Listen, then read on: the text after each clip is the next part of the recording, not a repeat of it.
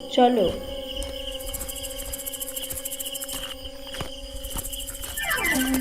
রুমি, সাবধান, একটা rattle snake. গুলি চালাবো? না, গুলি চালাতে হবে না, পাশ দিয়ে চলে আয়, ওকে মারার প্রয়োজন নেই। আরে, বালির উপর চকচক করছে, ওটা কি? সোনালি পেন।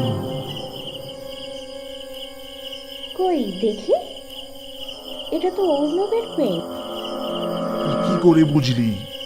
এই এই দেখো না, এসি খোদাই করা আছে। 1 মাস আগে বার্থডে গিফট দিয়েছিলাম আমি। চল এগিয়ে দেখি আর কিছু পাওয়া যায় কিনা।